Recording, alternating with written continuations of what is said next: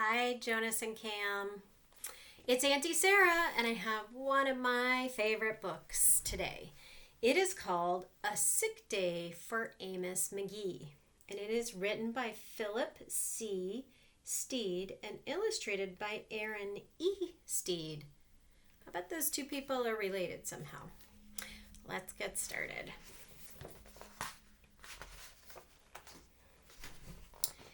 Here comes Django. The door just opened. All right. Amos McGee was an early riser. Every morning when the alarm clock clanged, he swung his legs out of bed and swapped his pajamas for a fresh pressed uniform. So there he's getting out of bed, and there's his uniform, and there's his pajamas.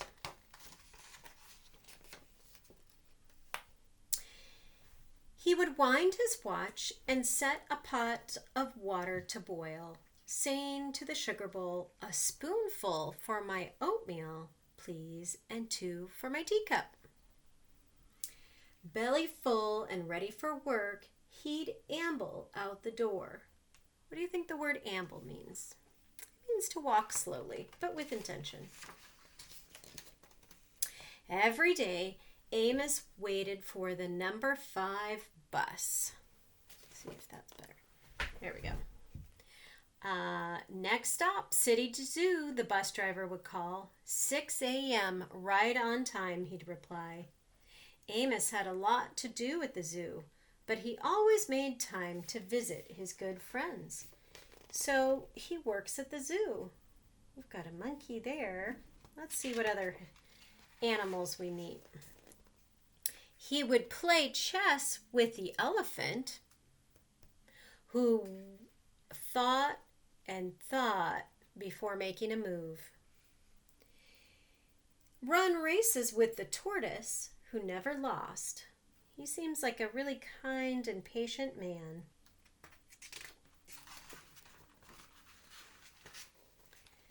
Sit quietly with the penguin, who was very shy. And lend a handkerchief to the rhinoceros, who always had a runny nose. Look, the rhinoceros is wearing a scarf. The penguin is wearing socks. And at sunset, read stories to the owl, who was afraid of the dark. One day, Amos awoke with the sniffles and the sneezes and the chills.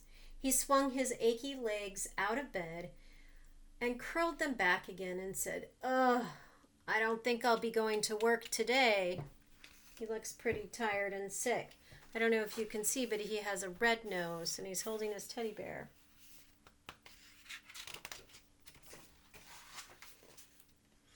Meanwhile, at the zoo, the animals waited for their friend. The elephant arranged his pawns and polished his castles. Those are parts of the game of chess. The tortoise stretched his legs and limbered up. The penguin sat patiently all by himself. The rhinoceros worried that his allergies were worsening, and the owl perched atop a tall stack of storybooks, scratching his head with concern. "Where is Amos?" wondered the animals. They're all missing their friend. Well, they came up with a plan. Later that day, what do you see here? The animals are leaving the zoo, every last one of his friends. What do you think they're going to do? Let's find out. Can you see this picture? Can you tell where they are? This is the bus stop. So they're all waiting at the bus stop. Where do you think they're going to go? Well, first they got on the bus. Look at those animals all sitting on the bus, so nice and calm. How do you think that elephant fit on the bus? I don't know. And look, even the penguin has that little red balloon. Look, they came to visit their friend Amos, who was sick in bed. "Hooray, my good friends are here," said Amos.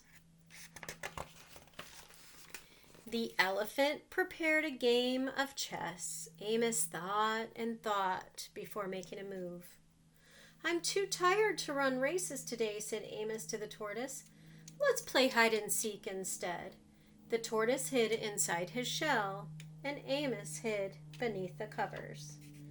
So they're making accommodations for their friend who isn't feeling well and treating him with kindness, just like he always treats them with kindness.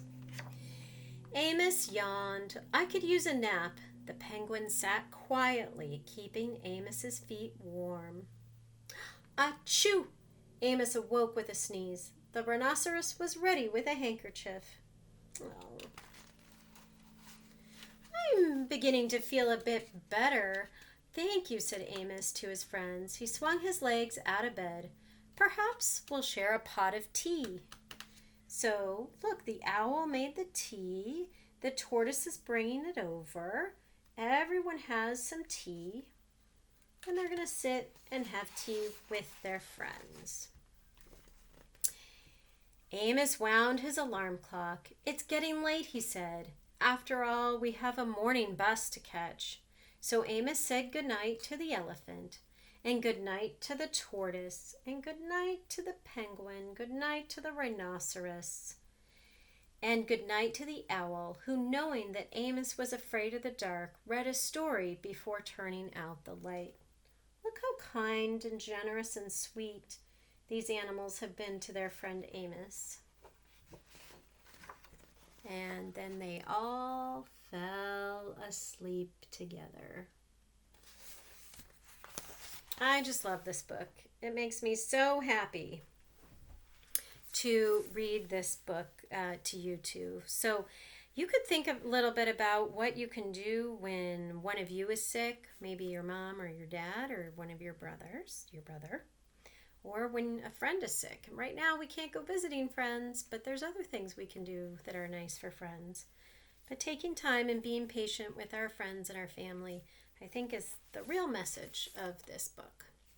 All right, you guys have a great day. I'm going to have a special Shabbat book for you tomorrow.